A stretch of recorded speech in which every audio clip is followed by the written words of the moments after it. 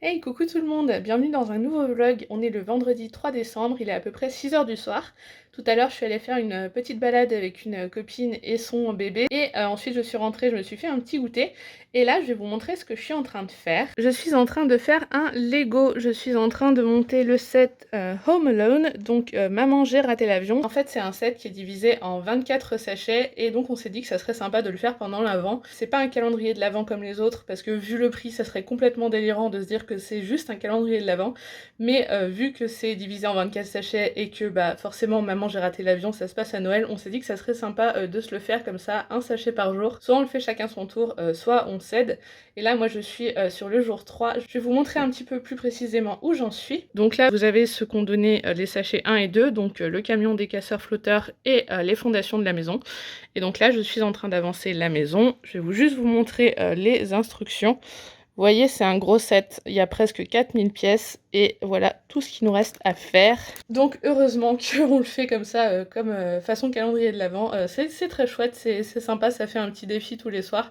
Ça va pas être très pratique à amener en France, clairement, mais heureusement on a une voiture, donc ça ira. On est quand même très content de le faire parce que c'est un des films préférés de mon chéri, c'est un de ses films cultes. Et moi aussi j'aime beaucoup cette saga.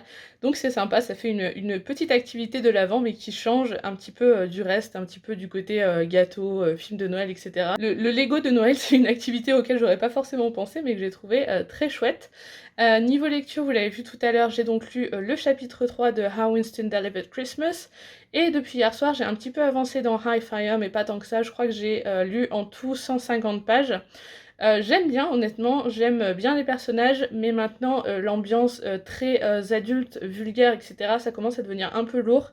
J'espère qu'au niveau de l'action, ça va s'accélérer, parce que si c'est uniquement des blagues lourdingues pendant 400 pages, clairement, ça va être long. J'espère en fait que ça va prendre vraiment un tournant roman noir, dans la mesure où il y a une affaire qui implique des policiers véreux notamment. Je me dis que ça peut prendre un peu ce tournant façon roman noir, mais avec un twist fantastique, et en plus dans le bayou à la Nouvelle-Orléans. Donc si ça prend cette direction, je serai contente. Sinon honnêtement je pense que ça va être un petit peu redondant et que ça va vite m'agacer, mais j'ai bon espoir que ça aille dans le bon sens. C'est tout ce que j'avais à vous dire pour l'instant, donc j'arrête cette portion du vlog pour le moment et je vous retrouve plus tard. Ciao!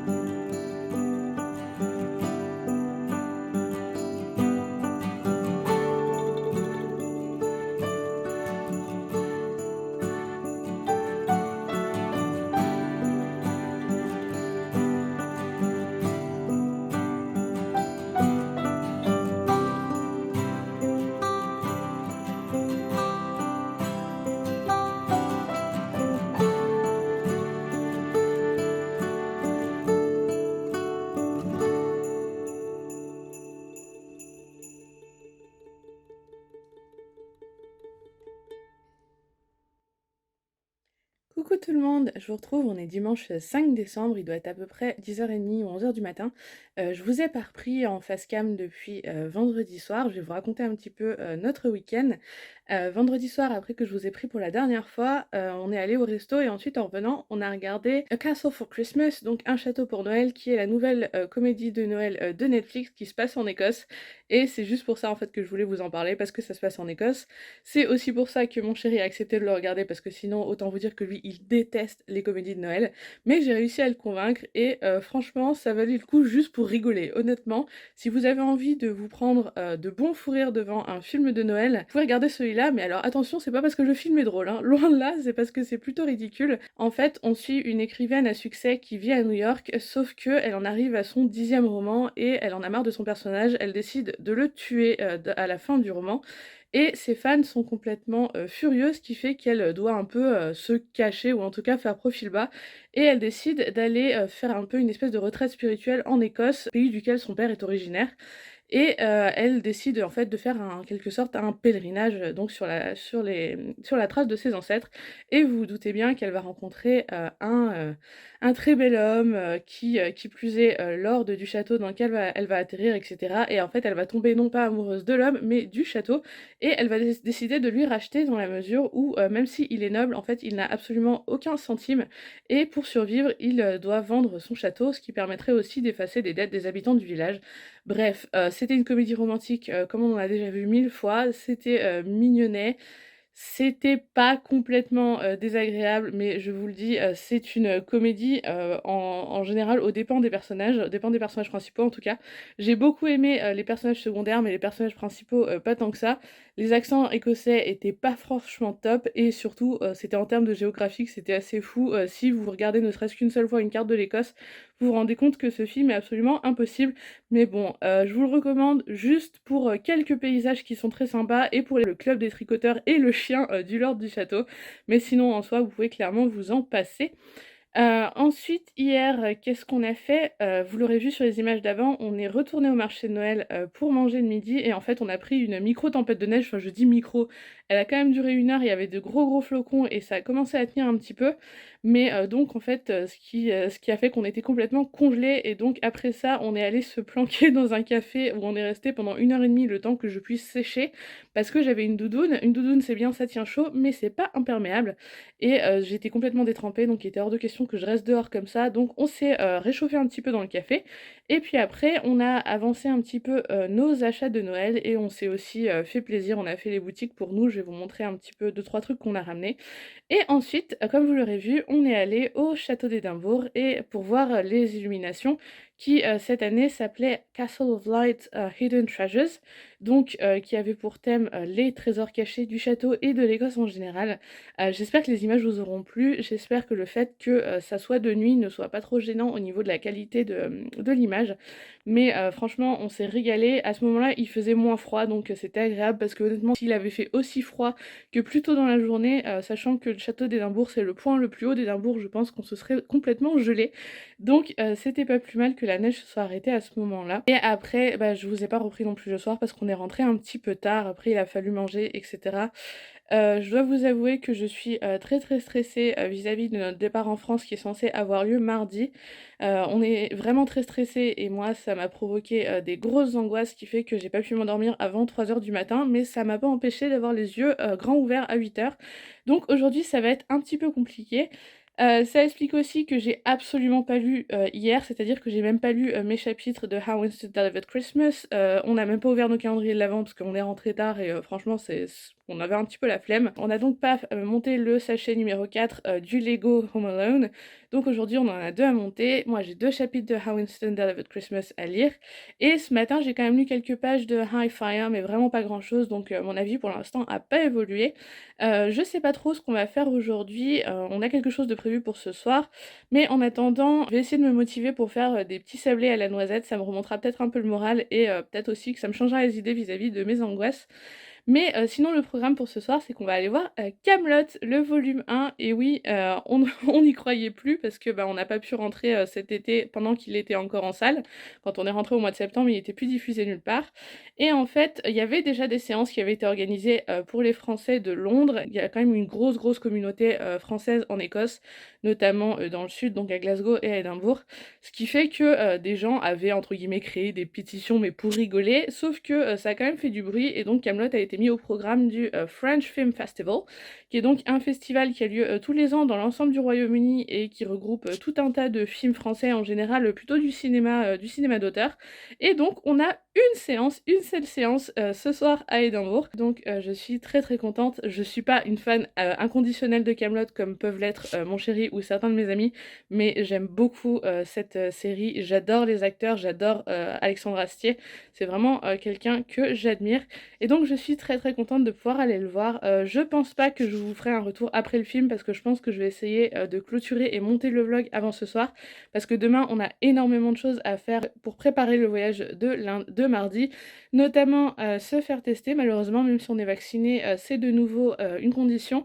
Il faut qu'on aille, récupérer la voiture de location. Il faut aussi qu'on passe chez le vétérinaire pour obtenir un certificat, de voyage, pour, notre lapin. Donc voilà, demain on a une grosse journée, donc honnêtement, je pense que ça sera mon dernier passage, face cam, à part si je vous fais un petit coucou et je vais juste, vous montrer avant de clôturer, cette séquence, nos petits achats d'hier ou en tout cas ceux qui sont susceptibles de vous intéresser. Je passe donc, face fauteuil pour changer, pour vous montrer, 2 petits achats de livres d'abord.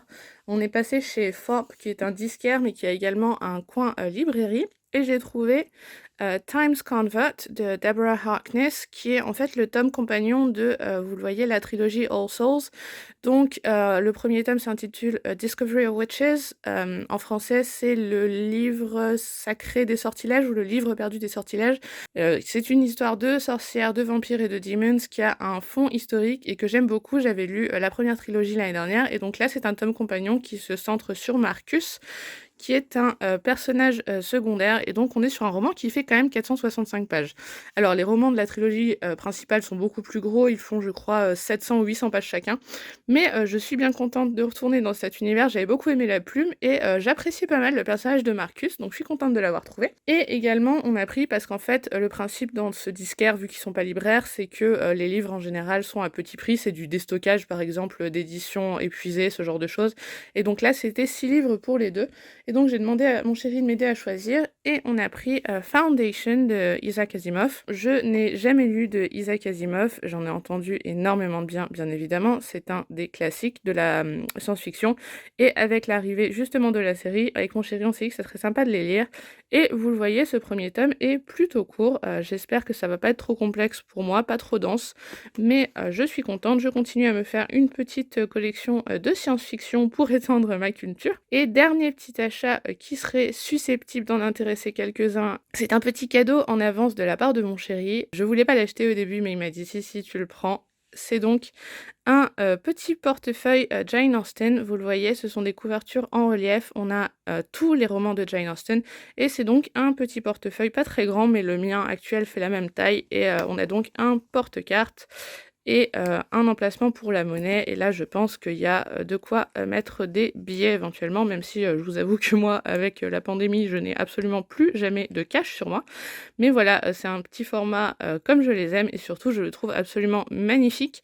C'est la marque, Yoshi. On l'a acheté, nous, chez, Swesh à Édimbourg, pour ceux qui connaissent, mais voilà, je pense que si vous tapez, Yoshi sur internet, vous devriez le trouver. Il y avait, tout un tas d'autres sagas, littéraires aussi et il y avait aussi, d'autres formats avec ce même, motif. Écoutez, c'en est tout pour moi. Comme je vous le dis, je pense pas que je vais vous reprendre en face cam. Je vous referai peut-être juste un petit coucou et puis sinon, je vous montrerai éventuellement, nos petites activités de cet après-midi. Mais au cas où, je revienne pas du tout, je vous dis un grand merci d'avoir regardé ce vlog et je vous dis à très bientôt. Ciao!